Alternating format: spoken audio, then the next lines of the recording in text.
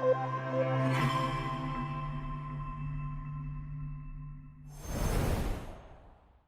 what's up everyone? GameDad here, coming at you guys with a brand new compilation video. And this time we are taking a look at everything that was in my series of N64 collection videos. Now this was a 5-part series. I do have a pretty substantial amount of the N64 collection, and it has only gotten bigger since this series. Now, if you guys are new to the channel, please be sure to hit those like and subscribe buttons, as well as that little notification bell, so that you get notifications about more videos like this, including others that I do on the channel. Now, without further ado, let's dive right in.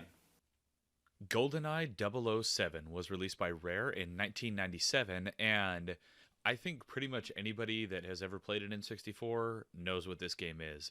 The multiplayer on it was epic. I mean, it doesn't really hold up very well nowadays, but it still will get you right in the nostalgia feels if you go back and play this game. And I mean, it was just a classic. Up next, we have 1080 Snowboarding, released by Nintendo in 1998.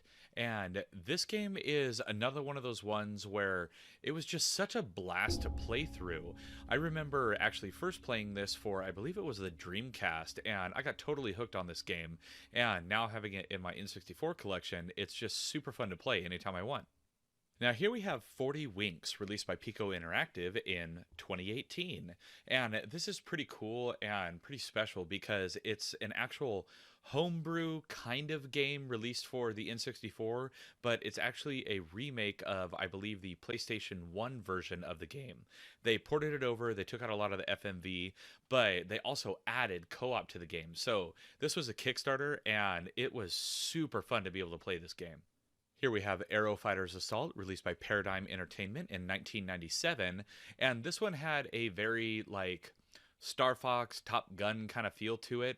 The controls are pretty clunky in my opinion, though. I mean, it's pretty hard to get, the really tight turns unless I was just missing the control that makes it happen. As you can see, the gameplay feels kind of slow. I mean, for flying a fighter jet, I expected it to be fast. Up next is All-Star Baseball 99, released by Iguana Entertainment in 1998, and this is just exactly what you would expect. It's another baseball game. This one has a lot of the All-Stars in it from the MLB of the time, and that part is kind of cool. You can go through, choose your teams, all that kind of stuff, and then you get to play some nice 3D baseball. But overall, I mean, it's just like any other sports game, really. I mean, you can see it's kind of aged here. Almost everything looks the same, but it's all right. After that, we have All-Star Baseball 2000, released by Iguana Entertainment in 1999, and this one is the follow-up to the previous game. They did make some quality of life improvements in the game, getting through the menus, stuff like that, but overall it is still basically the same game. There's a bit of a graphics update. They kind of sped up the pace on things, but overall, yeah, I mean, it's just another baseball game. Up next, we have Army Men Sarge's Heroes 2, released by the 3DO Company in 2000. And this game is really fun because it gives you the vibe that you're playing kind of as the Army Men from Toy Story. It even has that kind of look to it. But overall, the gameplay is actually pretty snappy. It's really clear what your objectives are. It's really clear what you need to do. And whenever you're firing on enemies, it actually has aim assist. So that really helps you having only one stick to aim with.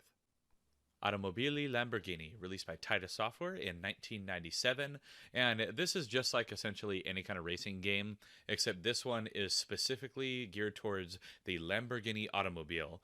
And you're going through, you get a bunch of different Lambos that you can drive, and playing through the game itself, I mean, it's okay. I mean, it plays a little bit clunky, but it's not horrible, and maybe that's just because, I mean, it's just a generic racing game. Here's an awesome one. That is Banjo-Kazooie, released by Rare in 1998. And I don't know what it was about Rare back then, but pretty much every game they put out was just gold. And this one is hands down one of my favorite games by them. It's so much fun. It has total collectathon vibes to it, Mario 64, that kind of status. But this game is just on another level. This is what a 3D platformer should be. And here is the follow-up, Banjo-Tooie, released by Rare in 2000, and this one is a continuation of the previous game. They did make a few minor updates and stuff, but overall, it's just a new story. And I really appreciate that because you spend all the time learning how to play the previous game, and you don't have to relearn a ton of things with the sequel. So this game is super fun, and I would highly recommend it to anybody that likes games in this genre. Up next is Batman Beyond Return of the Joker, released by Kemco in 2000. Now, I'm not a huge fan of Batman games in general, especially like the older kind of ones that are more these beat 'em up styles, but this one is actually pretty fun. It controls really well. It's not super clunky like other games have been in the past, and it really plays into the whole Batman Beyond vibe. So you're not playing as Bruce Wayne anymore, you're playing as the new guy, but I mean, it's still fun. Here we have Battletanks Global Assault, released by the 3DO company in 1999. And this game is literally what you would expect. It's a tank game. You just go around, you blow stuff up. It's set in like a post-apocalyptic world, and everything is like kind of on the brink of another war or something like that. They kind of try to throw a like detailed story into what is not a detailed game, but overall, I mean, it's okay. Up next is Beetle Adventure Racing, released by Paradigm Entertainment in 1999. And even though it seems like a quirky game, I mean, you're driving around in VW Bugs, this is actually a super fun racing game. It controls extremely well, and it was actually kind of surprising, but I mean, the game is a lot of fun, even though you're just driving around in VW Beetles. I mean, that's really all the game is. It is a bug racing game, and it's a blast. And here we have Blast Corps, released by Rare in 1997. And in this game, I mean, it's kind of like Destruction Derby meets just a solo player version. I don't know. You go around, you destroy anything and everything, and you are causing a certain amount of damage. And however much damage you cause, it gets kind of totaled up, and you meet your goal or you don't. So kind of like Destruction Derby meets Rampage, I guess. And up next, we have Body Harvest, released by DMA Design in 1998. And in this game, you kind of go around on like, I don't know, like a spaceman kind of mission. As you can see, it's pretty generic looking, but you're just going around kind of exploring what's going on. There's some sort of alien threat, and you just kind of got to figure out the puzzles and story and go from there. Up next is Bomberman 64, released by Hudson Soft in 1997. And this game, pretty much like any Bomberman game, is just awesome. The multiplayer is excellent, but for the first time that I can remember, this one actually had a solo campaign, like a story mode you could go through, and it's actually really fun. So it teaches you how to play the game, but it also gives you a story and some backstory and lore for the Bomberman universe. So super fun game. And up next, we have Bomberman Hero, released by Hudson Soft in 1998. And this game, again, has multiplayer, but it took a much more story-driven approach. So it's kind of like Bomberman 64, but not quite, because they really go heavy into the story mode on this one. And I mean, it's fun, but I like Bomberman 64 a bit more. Up next, we have Bust-A-Move 99, released by Distinctive Developments in 1999. And this game takes the classic approach to Bust-A-Move. And that is, you go and match colors, 3 or more, and you get all the balls to drop off the screen before your opponent does, or before your opponent fills up their screen and loses anyways. So I have always loved this type of game ever since I was a little kid, and it's awesome to have it on an N64. Up next, we have Castlevania, released by Konami in 1999, and personally, I think this game is crap. The graphics are awful, it's super grainy, even though it's from N64 days, whatever, that doesn't matter. This is actually processing through an HD adapter, like for HDMI, and it still looks like this. So this game, I mean, it's just not fun. I like 2D side-scrolling Castlevania, that's where it's at. And speaking of garbage, here's Castlevania Legacy of Darkness, released by Konami, also in 1999. And this game, while the graphics are a bit better in it, I still think like it's just not good. I mean, the game is just not fun. It feels like it's trying to be 3D just for 3D's sake without actually becoming a fun game, and that's really unfortunate. Up next, we have Charlie Blast's Territory, released by Real Time Associates in 1999. And this game, it's kind of a puzzle game, I guess. You know, you're locked into a grid, you go around, you got to get to the big red bomb, and that blows away all of the light colored tiles. And I didn't really find any kind of crazy challenge to it, but I guess you just blow stuff up. I mean, that's pretty much it. And here we have Clay Fighter 63 and a third, released by Interplay Productions in 1997. And if you like fighting games, cool. If you like claymation, awesome. Now, if you want to play a fighting game that's mixed with claymation, here you go. The game is clunky, but that's kind of by design, being claymation style. And I have the Clay Fighter games on, previous generations of consoles, and this one is equally as fun. Now, this is one of my all-time favorite RTS games. That is Command and Conquer, released by Westwood Studios in 1999. I have Command and Conquer on I don't even know how many platforms, probably every platform that it ever came out on. It's not the greatest on N64. It is definitely best played on a PC, but I don't know what it is. I have always loved this game. I started playing this back in like 6th or 7th grade in middle school and have been hooked ever since. And here we have Conker's Bad Fur Day, released by Rare in 2001. Another amazing game by Rare, and oh man, can it be offensive. But that's part of its charm.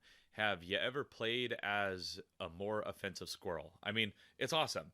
So you're going through your main character. I mean, he's a total drunk and a terrible boyfriend, but overall, he's trying, and I guess that counts for something, right?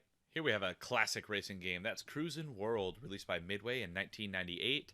And it's cool that these got ported over to consoles because playing these in arcades, it's always a ton of fun. But when you get to later levels, it actually gets really hard to not start just spending a crap ton of quarters. So it's awesome to be able to have, effectively arcade free play by having it on the N64. Super fun game, not crazy good graphics, but still awesome. And yet another amazing Rare game, that is Diddy Kong Racing, released by Rare in 1997. And Mario Kart is, of course, the king of racers. But on the N64, I'm sorry, Diddy Kong Racing is just flat out better, in my opinion. This game, it has go-karts, it has airplanes, it has hovercraft. I mean, all these different vehicle types, and the way they lay it out is just, it's such a fun game. And up next is Donkey Kong 64, released by Rare in 1999, and this is one of my favorite games on the console. This is where they introduce so many more members of the Kong family, and the game is just so much fun. You go through on this grand adventure, and you get to experience all these different levels. You get to play as all the different characters, and you get to have a blast playing DK in a full 3D world. Doom 64 was released by Midway in 1997, and this takes classic Doom, puts it onto the N64, and gives it kind of a 64-bit facelift. So it's same gameplay that you know and love from other Doom games, just with kind of a reskinning to it. And I mean, it's fun. If you like Doom, you should like this game. Up next, we have Dr. Mario 64, released by Nintendo in 2001. And this game, of course, plays exactly like any Dr. Mario game. They do add some different gameplay modes and things like that. They add some extra settings. And of course, they give you that 64-bit reskin. But overall, it is the same core gameplay. And it's just as fun as ever. And here we have Duke Nukem 0 Hour, released by Eurocom in 1999. And this game, I felt like it didn't really play that well. The controls were kind of clunky. I always used to play Duke Nukem on PC, so maybe that's why. Moving to the single joystick action, I don't know, I really wasn't feeling this game all that much. But overall, I mean, it looks okay. Next up is Earthworm Jim 3D, released by VIS Entertainment in 1999. And gotta be honest, I think this game looks awful. I mean, I was always used to the 2D platforming style of Earthworm Jim, and those games are awesome. This one, I mean, I think it just looks horrible, and camera angles are off. It does not play well. And here we have Excite Bike 64 by Left Field Productions, released in the year 2000. And this game is exactly what you would expect. It is Excite Bike. It is in full 3D with all its N64 jagged edge glory. And overall, I mean, the game plays pretty well. It was a little hard to get used to the controls at first, but once I got them down, the game was actually really fun. And even though the draw distance isn't great, I mean, I still liked it. Here we have Extreme G, released by Probe Entertainment in 1997. And this one is, I don't know, kind of like a super futuristic cycle game.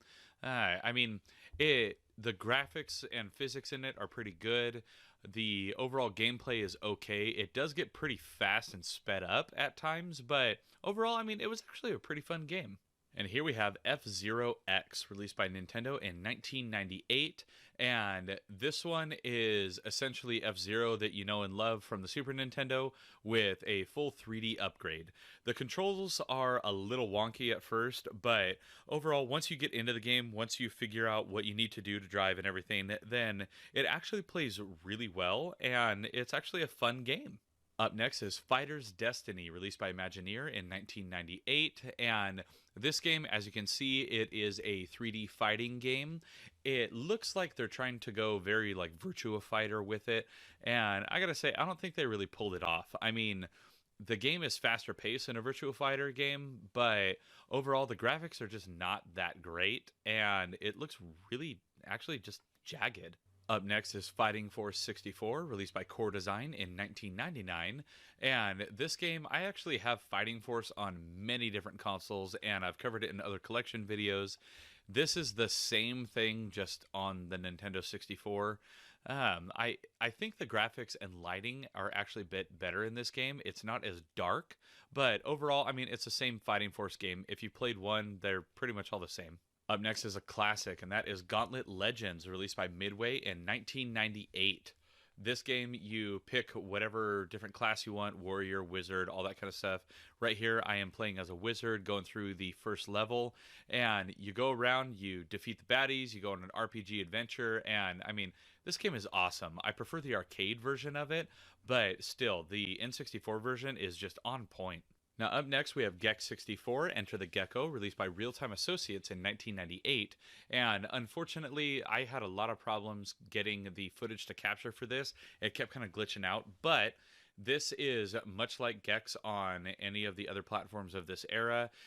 Although I will say, unlike, say, on the PlayStation, it is much brighter, which I really like in games. I like to be able to see everything going. And here we have the Hardcore ECW Revolution, released by Acclaim Entertainment in 2000. And this is another one of those WWE-style games. It's not that great, in my opinion. I mean, I'm not a huge wrestling game fan anyways, but from what I can tell, this is not the one that you actually want to play on N64. There are better ones, so hopefully as we go through these collection videos, I'll be able to get a chance to play something like a No Mercy or something like that. Up next is Hey You Pikachu, released by Nintendo in 1998, and unlike things like Pokemon Snap or, you know, just other Pokemon games that were on these kind of systems, this one, it just takes the gimmick to a whole new level, and it doesn't really work that well either. I mean, as you can see right now, I'm having a ton of trouble just getting the mic to initialize. It's not that great. And here we have Hot Wheels Turbo Racing, released by Stormfront Studios in 1999. And much like other Hot Wheels games, especially from this same era, the game is actually pretty fun. I mean, it controls a little wonky at times, but overall, I would say it was a pretty pleasant experience playing through this game and getting to just play as some like cool futuristic looking Hot Wheels cars. Here's another classic, and that is Hydro Thunder, released by Eurocom in 2000. And if you've played one Hydro Thunder game, you've essentially played them all because they all have the same mechanics, but that's okay because this game, right from the beginning, has always just been amazing. I love the Hydro Thunder series. I've played pretty much every version and variation of it, and I'll never go back. I love these games. Up next, we have Iggy's Wreckin' Balls, released by Iguana Entertainment in 1998. And this game, I don't know, it's kind of a racing game, but it's got a weird, like, 2.5D kind of vibe to it, and Honestly, I didn't really understand what was going on. I couldn't figure out how to jump and stuff. Maybe I just got to get better at the controls. But overall, I don't know. It's just kind of a weird game. Kind of fun, I guess. Up next, we have International Track and Field 2000, released by Konami in 2000. And if you've ever played a track and field kind of game, it is essentially the same thing, just in 3D. So you have all of your different events and things like that that you got to run through. And depending on how well you do, will depend on your overall score at the end and will determine if you get to place on the podium or not. Now, here's an awesome one. That is Jet Force Gemini, released by Rare in 1999. And this is from the golden age of Rare and Nintendo partnerships happening. This is just another really fun game. Think of like an early version of like a Halo kind of game. So very futuristic, lots of different weapons and abilities, things like that. Taking out the baddies, awesome 3D levels, fun story, just a great game overall. And here we have Kirby 64, The Crystal Shards, released by HAL Laboratory in 2000. And this is like the most 3D Kirby that I have ever played. I've played all the modern Kirbys, things like that. But this one, they really went out of their way to polygon the crap out of this game. And I mean, it's not a bad thing, but I don't know. I think they could have done a better job even at this time. But overall, it was still a fun entry in the Kirby franchise. Up next, we got Knockout Kings 2000, released by Black Ops Entertainment in 1999. And unless I just don't know how to play the game very well, this was just nothing but button mashing. Yeah, you could change up what hits you were doing, but that's really all you did was just go through and push the buttons a lot trying to knock out your opponent. I mean, it wasn't really that fun to me. Up next, we got another classic Lego game, and that is Lego Racers, released by High Voltage Software in 1999.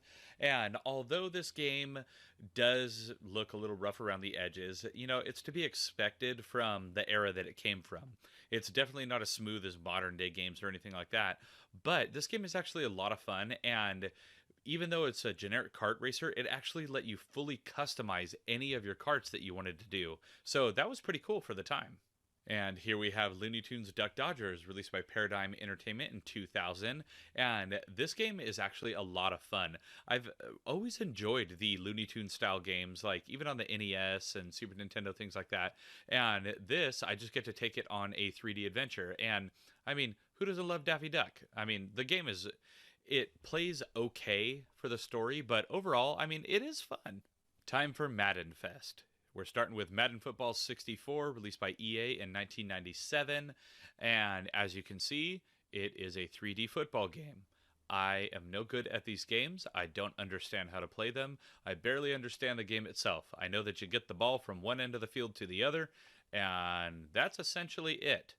I have no idea what is on the screen right now with all these lines and X's and O's. There's Madden NFL 99, released by EA in 1998. You know, always a year before. And, oh, look! It's more sports ball players.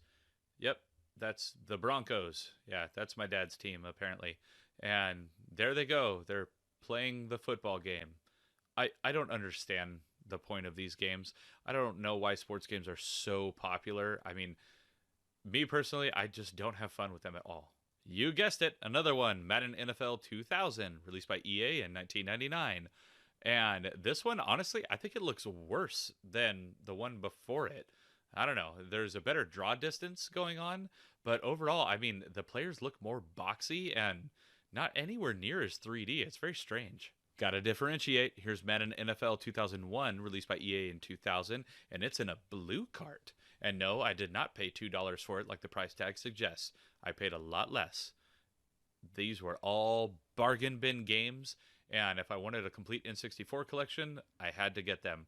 Luckily, I was able to get all the Madden games for like $3 total. Hey, look, it's different again. Now it's Madden NFL 2002 in a black cartridge. It was released by EA in 2001. And yep, it's more sports ball. I still have no idea what's going on the screen. The playthings look a little nicer, The players definitely look nicer than Madden NFL 2000, but honestly, I think 99 is the one that looked the best out of any of these. Mario Party was released by Hudson Soft in 1998, and this is the first game in a brand new franchise from Nintendo where you actually got to go and play along with all of your favorite Nintendo video game characters and be able to play a board game with them. There's tons of fun mini games, and there is kind of a story to go with it, but overall, it's just a really fun take on a video game version of a board game. Up next, we have Mario Party 2, released by Hudson Soft in 1999, and this game is a continuation of the original Mario Party. They give you some updated graphics, they definitely upped their game on the actual storyline, and then of course they added a bunch of new mini games and different things like that. So the game is actually a lot of fun. I prefer this one over number 1, but the next one on this list I would say is my favorite on the N64. And here it is, Mario Party 3, released by Hudson Soft in 2000. And this game, again, they revamped the graphics, they revamped the overall gameplay, and they made the game, in my opinion, a lot more fun than the previous 2 entries in the franchise. They added more of a story element to it, they added tons of new mini games, and overall, the game is just a blast to play. So if you haven't picked this one up, definitely. Up next, we have Mega Man 64, released by Capcom in 2000, and honestly, I didn't really care for this game at all. I mean, I am a fan of Mega Man. I love the original Mega Man games, and even Mega Man 11, the latest entry, was awesome in my opinion. But this game, I don't know, it felt like it was trying way too hard to jump onto the 3D bandwagon, and I don't think that they did a very good job doing it. Up next is Milo's Astro Lanes, released by Player One in 1998, and as you might expect, it is a bowling game. It has some different kind of like physics sort of stuff to it, but overall that's exactly what it is. It is a bowling game. You go through with different kinds of bowling balls, like as you can see this one, it looks like it's got like lava flowing through it or something, and they tried to do the whole 3D thing, but Milo himself, he just looks creepy in my opinion. Up next is Mission Impossible, released by Infogrames Multimedia in 1998. And this game has a very GoldenEye feel on the surface, but it doesn't control as well. And I mean, it was okay. I did like that this actually had a dedicated zoom button for whenever you need to zoom in and fire at people. So that was pretty nice. But overall, I didn't really care for this game all that much. And here's an obvious classic, that is Monopoly, released by Mind's Eye Productions in 1999. Now, I don't say classic because it's a classic N64 game. I say classic just because, it's a classic board game Monopoly. It is pretty cool that, you get all the different animations for all the different little pieces that move around. The 3D effects are pretty neat in this game, but overall, at its core, it is just a Monopoly game. So if you like Monopoly, you'll probably like this game. If you don't, you'll probably hate it. Up next is Monster Truck Madness 64, released by Edge of Reality in 1999. Now, I remember first playing Monster Truck Madness on PC years and years and years ago. It was one of my first computer games, actually, with, actual 3D graphics. And I gotta say, this came out way later than that game, and it controls and looks worse. I don't know why it looks like it does on N64, or why it controls the way it does, but I was not impressed.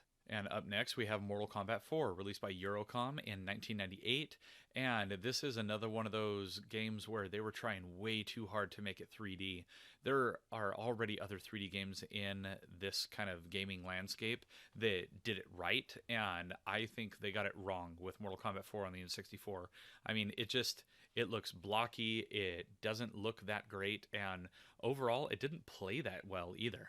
Up next is Mortal Kombat Trilogy, released by Midway in 1996, and this game, in my opinion, is far superior to Mortal Kombat 4. It is a lot more fun, it has more of that classic Mortal Kombat vibe to it, and it controls much easier, and I think it looks way better. It's not that forced 3D aspect. Instead, it just looks like, an awesome Mortal Kombat game. Here we have MRC, Multi-Racing Championship, released by Genki in 1997.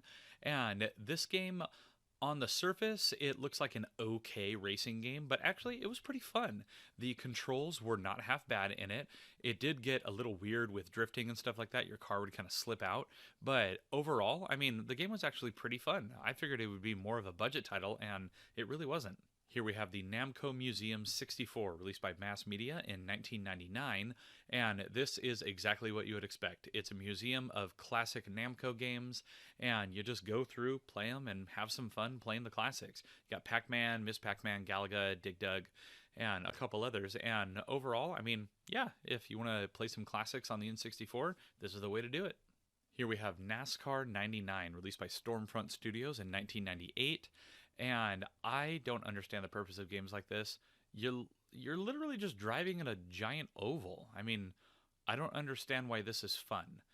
I'm just driving, and I turn a little bit, and then I drive some more, and I turn a little bit.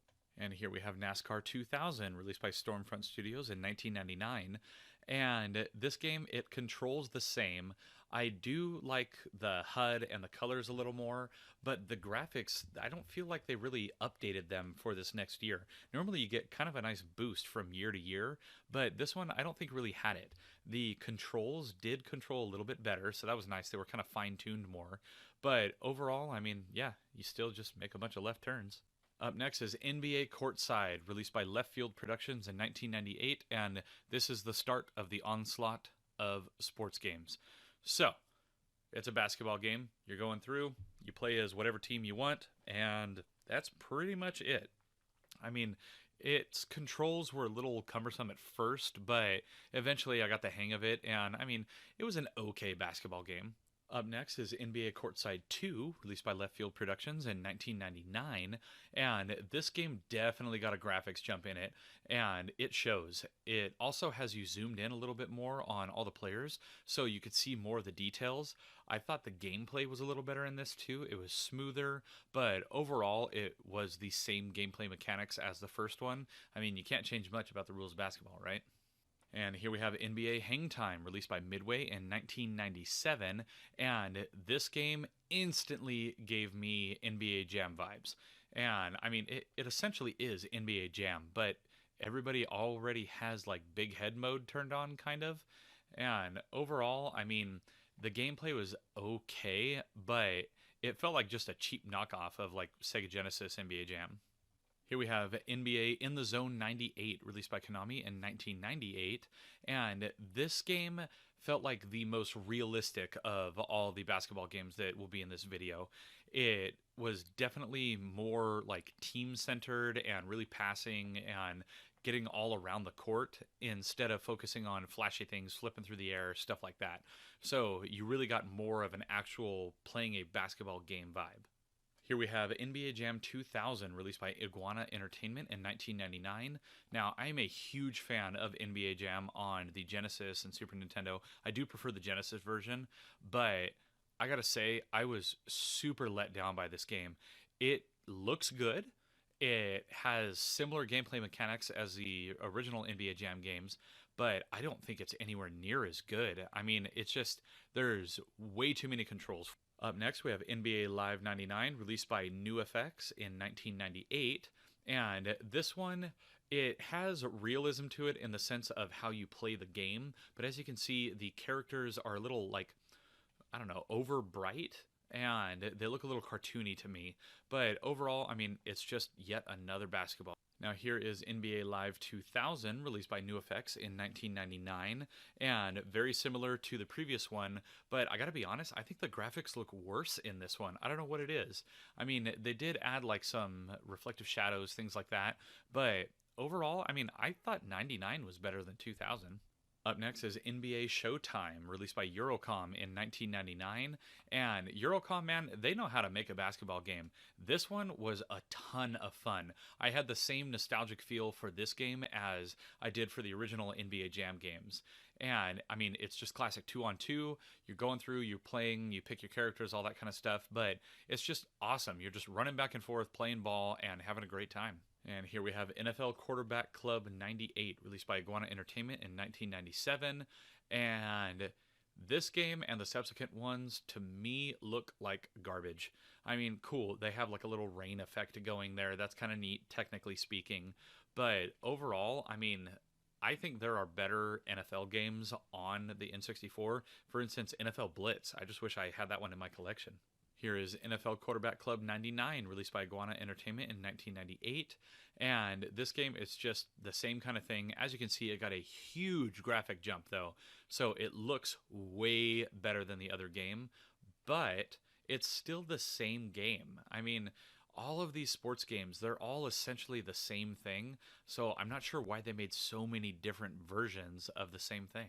Last up for these games is NFL Quarterback Club 2000, released by Iguana Entertainment in 1999.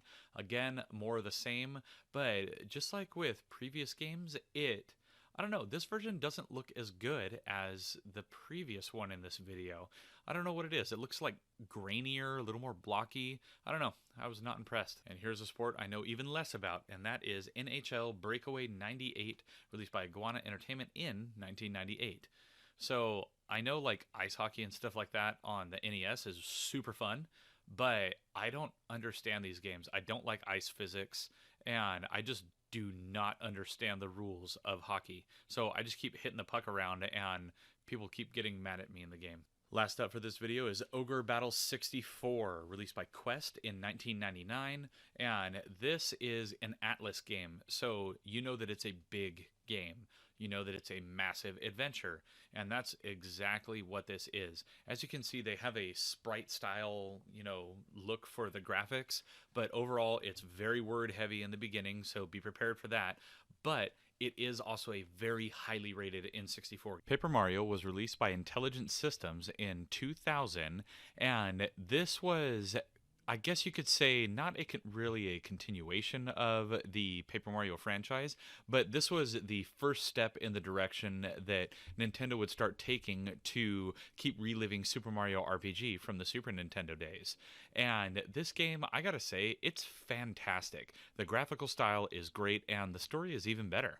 Pilotwings 64 was released by Paradigm Entertainment in 1996, and this game is really a testament to what the N64 was capable of. As you can see, you have upgraded 3D graphics based on its predecessor on the Super Nintendo, and you still get that same classic feel that you would expect from a Pilotwings game.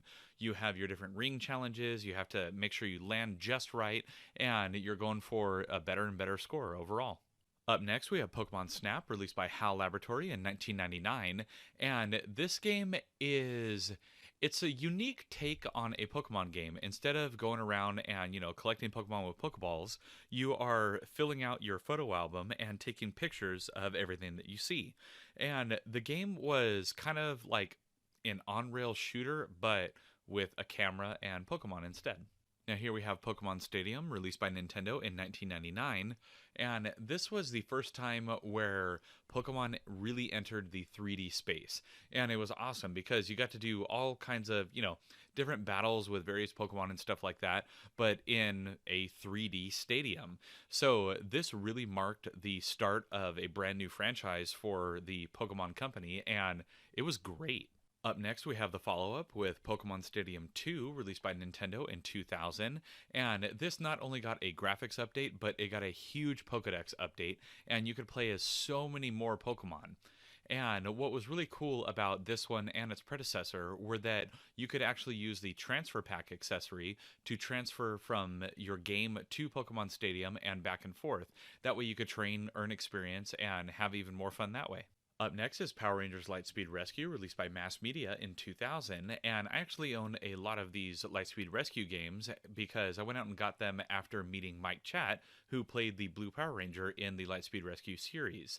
And super cool guy, big in the martial arts industry, but this particular game, I didn't really care for it all that much. I thought on Game Boy it was a lot better, a lot more interactive, but this one, it was cool for a game in the 3D. Up next, we have Quake 64, released by Midway in 1998, and this game for the time is actually a lot of fun. It definitely had some 007 GoldenEye kind of vibes to it, and controls for these types of game on the N64 weren't that great, but overall the multiplayer on this game is fantastic, and I would highly recommend picking this one up, or at least giving it a play if you haven't. And here we have Quake 2, released by Raster Productions in 1999, and this one was a follow-up, and I gotta say, they made vast improvements to this one. Graphically, gameplay wise, the HUD is a lot cleaner, the controls are just a lot nicer, more fluid, and overall, I just think this version was way more fun on the N64. It's just a shame that they didn't come out with any more on this console. Up next is Quest 64, released by Imagineer in 1998, and this was actually my first experience with an RPG on the console. And I remember putting hours into this game playing at a friend's house, and the game is great. It has an excellent story, the graphics are exactly what you would expect for this console generation, and the game overall is just fantastic. And here we have Rally Challenge 2000, released by Genki in 1999. And surprisingly, this game actually controls very well. I was very pleasantly surprised by it. Graphically, it's pretty darn good. And overall, the course designs, they're okay. Nothing to, write home about. But overall, I was just really impressed with the controls. Very snappy. Up next, we have Rat Attack, released by Pure Entertainment in 2000. And kind of ironic with the name there because I did not find this game entertaining at all. It's very odd, the controls are very strange, and overall, it just really wasn't that fun, in my opinion. Definitely a kind of throwaway game in the collection. I'm glad I didn't have to pay too much. Up next, we have Rayman 2 The Great Escape, released by Ubisoft in 1999. And I am a big fan of the Rayman franchise, and this game is no different. These all have the same kind of classic 3D platformer kind of feel to them, even dating back to the 2D platformer versions. But overall, I mean, the game is fun, it's got a fun story to it, and it plays pretty well on the console. Up next is Ridge Racer 64, released by Nintendo in 2000, and this was another surprise for me. This game actually controlled really well, and it's surprising to me that some of these kind of not off-brand, but sort of one-off games that were on the console actually controlled a lot better than some of the racing mainstays that are on the console. So this game, it's very tight controls, there isn't a lot of drift or anything like that, and it was a lot of fun to play. Up next is Road Rash 64, released by Pacific Coast Power and Light in 1999. And I did not care for this Road Rash. I mean, the controls are okay. The draw distance is complete garbage. As you can see, like, you can't even see in the distance to see what's drawn. When you get a game that's, like, from the 16-bit era, and you can see everything from miles ahead of you, that's a lot more fun. Even though this game is in 3D, I wasn't impressed. Up next, we have Roadsters, released by Titus Software in 1999, and this one is just, it's okay. I mean, definitely one of those like $2 games you pick up in the bargain bin at a flea market, but I mean, it was all right. Graphically, it's pretty good. It's got a nice detailed HUD, so it's got that going for it, but drift in this game is just total garbage. It made it not that fun to play. Up next, we have Rocket, Robot on Wheels, released by Sucker Punch in 1999. Now, I am a fan of Sucker Punch games. They have come out with some fun stuff over the years. This one, it felt like a grab for, just making a 3D platformer. It didn't really have any coherentness to it. I mean, it's just a generic platformer at best. Up next is Rugrats in Paris, the movie, released by Avalanche Software in 2000. And I gotta be honest, the games that were released by Nickelodeon and Nicktoons, things like that, are actually a lot of fun. I mean, they don't go overboard on the graphics because you wouldn't expect them to. They're very cartoony, which is awesome. And the overall controls and platforming work really well in these games, especially in this one. I mean, I remember watching Rugrats as a kid. Up next is Rush 2 Extreme Racing USA, released by Midway in 1998. And this game, it's kind of like a Cruisin' USA sort of game, but, more extreme with all the neon colors and sharp lines on the cars. Overall, it controls just like a cruising game, and that's not necessarily a bad thing. It's just not the best thing in the world. But overall, I mean, the game's pretty fun. Up next, we have San Francisco Rush Extreme Racing, released by Midway in 1997, and this one is actually the predecessor to Rush 2, But overall, I think the graphics are actually better in this one, and I think the game handles a lot better. It's got really great draw distances for a racing game like this, and overall, I mean, it's just a fun game. It's still very Cruisin' USA, Cruisin' World status, but overall, it is a fun game. Now, here's a total classic on the console. That is South Park, released by Iguana Entertainment in 1998, and the most important takeaway from this game is the multiplayer and Yellow Snow. I mean, the game has awesome multiplayer to it. The story is just mediocre at best. It's not great, but the multiplayer is where it was totally at with this game, and it was a blast to play. Up next, we have Spider Man, released by Edge of Reality in 2000, and this game is actually a lot of fun on the console. It was of the era where, as you can very quickly see, there was no ground. Everything was up at the top of the skyscrapers, so you did a lot of web slinging and you would take out a lot of baddies and stuff like that, but there was no really hitting the ground because that meant you fell off the building and died. And up next, we have StarCraft 64, released by Mass Media in 2000. And this game is fantastic. It's one of my favorite RTS style games.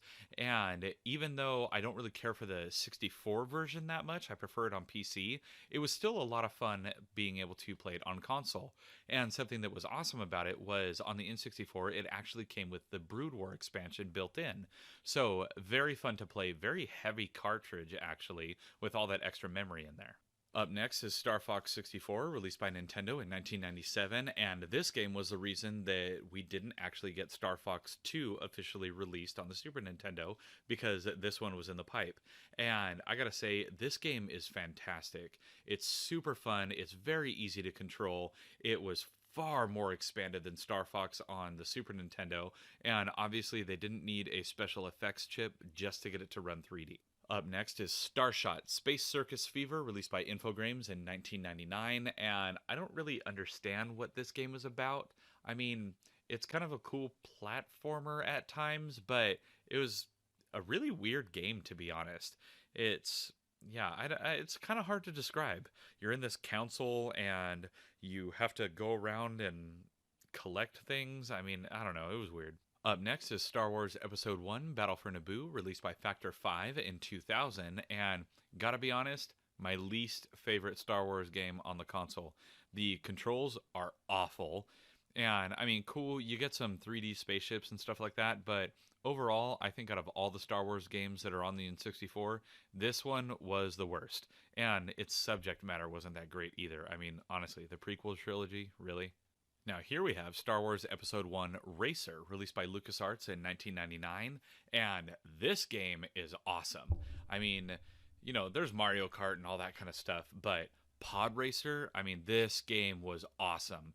Every kid that I knew that had an N64 had Episode 1 Racer, because being able to race and upgrade your pod racers just like they had in the movie, I mean, hands down, that was the coolest part of Episode 1, was the pod racing. Now here's another good one on the console. That is Star Wars Rogue Squadron, released by Factor 5 in 1998. And this game, the flight controls are very good. It's very solid gameplay. Takes a little bit of getting used to with the aiming and stuff like that. It can be a little touchy at times, but overall the gameplay mechanics are really fleshed out. The level design is pretty good, and overall, I mean, it is just a fun Star Wars game. Star Wars Shadows of the Empire was released by LucasArts in 1996, and in my opinion, this is the best Star Wars game on the N64. Pod racing is a lot of fun, but this game, the gameplay was tight, the graphics were awesome. As you can see, you get a classic Battle for Hoth right here, and just overall it was a really fun game. It had a good storyline, and I mean, this would be great to see a modern remake of this come out for the Switch. Up next, we have Super Mario 64, released by Nintendo in 1996, and this obviously was a launch title for the system, and this game completely redefined the Mario franchise. It is such a great game. It has an awesome storyline, and it kind of set the bar for the whole Mario hub world kind of idea. So you start in one area, and then you go off and keep gathering stars for different challenges in new areas. Here's another amazing game on the system, and that is Super Smash Bros., released by HAL Laboratory in 1999. And this, again, was another pioneering title for Nintendo. And, I mean, This game is awesome, as evident by all of the Super Smash games that have been released over the years, with Super Smash Bros. Ultimate being the latest. But this one, I still remember today the commercial where all of them are walking hand in hand and then just start beating the heck out of each other. And here we have Tetris Sphere, released by H2O Entertainment in 1997. And this game is kind of a weird like 3D sphere version of Tetris. I don't know, it's kind of strange. So you have to sort of go and knock blocks into it, but then you can also bring blocks out of it. I don't know. It's a very weird concept, and I mean, it's okay. It's definitely a unique take on Tetris, but I prefer the original game. Up next is Tony Hawk's Pro Skater, released by Edge of Reality in 2000. And this game, honestly, it's way better on other consoles. It's very strange using the single stick to control the game. And overall, the controls just are really wonky. I mean, it was not that great. I mean, it was cool to see a blue N64 cartridge. That, I believe, is the only game that actually had a blue one. So that was kind of neat. Now, here we have Tony Hawk's Pro Skater 2, released by Edge of Reality in 2001. And in this game, they totally got it right. It plays just like the other consoles. The controls are super intuitive. The graphics look way better than they did in Pro Skater 1 for N64. And overall, I mean, I think this is probably my favorite in the original Tony Hawk's Pro Skater games. And I don't know, it's just this one was way more fun. Up next, we have Top Gear Overdrive, released by Snowblind Studios in 1998. And this one for a racing game is okay. It definitely has some really nice draw distances going on for this console generation. Overall, it's nothing, super insanely good as far as racing games go. There are definitely better ones. But, I mean, it's a pretty cool game with some decent vehicle graphics. Now, here we have Top Gear Rally, released by Boss Game Studios in 1997. And I'm sorry, but this game is garbage. The graphics are awful. The gameplay is terrible. I mean, the overall like aesthetic of the tracks, it's super boring. They have some elevation kind of stuff, but most everything is just flat track. And the game is insanely difficult to control. There is so much drift with these cars, it's almost unplayable. And here we have Triple Play 2000, released by Treyarch in 1999. And this one actually has some pretty decent graphics, and the gameplay overall, I feel, is a lot better than a lot of the sports games from this era. I mean, overall, it's still, you're just playing baseball, but you can go as in depth as you want or as, shallow on the surface as you want. It's pretty straightforward in its gameplay with on screen prompts. And overall, I mean, this was actually a pretty fun sports game for me. Up next is another platform classic, and that is Turok Dinosaur Hunter, released by Iguana Entertainment in 1997. And while you can't really see much of the world at any given time, the overall gameplay is still really fun. And being a first person game, this was kind of a pioneering title for the system, and it gave way to a lot of other games in the franchise that only got better and better. And here we have Turok 2, Seeds of Evil, released by Iguana Entertainment in 1998. And this one got a big graphic boost, a big, world drawing boost. And the overall gameplay stays the same. It's a little weird using the C buttons as a D-pad. I'm always used to a D-pad on the left hand and not the right. And it takes some getting used to control the camera angles with that single stick. But overall, I mean, it's still a really fun game. And as you can see, they have a lot of, particle effects and things like that going on. Now, here we have Turok Rage Wars, released by Acclaim Studios Austin in 1999, and this one was pretty much a major departure from the other ones, and they went with a very Quake Arena kind of feel to me. As you can see, this is very multiplayer oriented and kind of just strips the rest of the game out of it and just has you going around shooting stuff. I mean, it's fun, but I prefer regular mainline Turok games. Up next is Vigilante 8, released by Luxoflux in 1999, and this game gives me a very kind of Driver meets Twisted Metal kind of vibe. It's definitely brighter than those kind of games, not as gritty, but overall it's the same kind of thing. You're driving around with your modded cars, you're blowing stuff up, and you're just having a blast doing it. It's actually a really fun game. I just wish that I had the second one in my collection because I hear that one is actually a lot better. Up next is Waialae Country Club True Golf Classics, released by T&E Soft in 1998, and this game was not really fun for me at all. I'm not a huge golf fan to begin with, and I'm not a huge sports game fan, so putting those together, it was kind of a recipe for disaster in my book. But overall, the gameplay just isn't that great either. I mean, it's very cumbersome, I guess is the word I'm looking for. Up next is War Gods, released by Eurocom in 1997. And if you are looking for a super cheap Mortal Kombat knockoff, this is your game. They have some random characters, but the setup is almost identical to a Mortal Kombat game. As you can see, you go down that ladder, then you're in an arena. I mean, it's very Mortal Kombat 4 on the N64 vibes, and it doesn't do it anywhere near as good. Up next is Wave Race 64, released by Nintendo in 1996, and this is hands down one of my favorite N64 games. I do have things like Wave Race Blue Storm and stuff like that, but I don't think any of the more modern Wave Race style games can hold a candle to this one. The game is so much fun, the controls work flawlessly with that single stick, and it's just super fun, super bright, easy to control. I love this game. And here is one of many wrestling games, WCW/NWO Revenge, released by AKI in 1998. And I don't know if there just are better wrestling games. I've heard a lot of good things about Fire Pro Wrestling, but every single wrestling game I have played on the N64, I have thought is just total garbage. The graphics suck, the controls are terrible, and I don't know why so many were made. Here's another one, WCW Mayhem, released by Kodiak Interactive in 1999. And you know what? That's another thing. They used like 4 different game studios to come out with all these wrestling games, and it shows. Some do it a lot better, like this arena actually looks pretty decent, and other ones do not. I do prefer this one over the last one just because graphically it's a lot better, but overall it's still the same, just totally jank gameplay.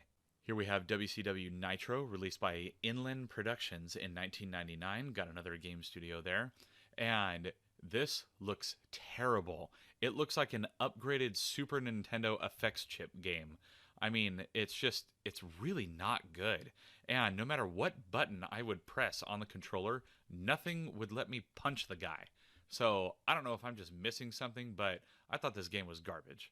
Taking a break from those games, here is Wipeout 64, released by Psygnosis in 1998, and this game is fantastic. I love the Wipeout series, and, even playing them on PSP, I have Pulse and I believe one other one, and the games are always awesome. It's super fast-paced, the vehicles are awesome, the stages are awesome, there's really cool power-ups, things like that, and the game is just super fun. Up next is World Driver Championship, released by Boss Game Studios in 1999. And surprisingly, this game actually controls really well. And graphically speaking, I think it's great. It definitely has from the label, like a super cheap kind of game, but as soon as you plug it in and play, I mean, the game plays very well. It's a little slow, not very fast paced, but overall it controls well and plays really well. And they're back. WWF Warzone, released by Iguana West in 1998. And that's yet another studio making one of these games. And graphically speaking, I mean, it looks okay. The colors are definitely a little more crisp and a little more vibrant. So I do like that. It doesn't look all muddied out. But overall, I mean, it's still the same generic wrestling game. I mean, even that guy getting punched just now, it looked super unrealistic. And another one, WWF WrestleMania 2000, released by AKI in 1999. At least they got a studio that did another one of these games.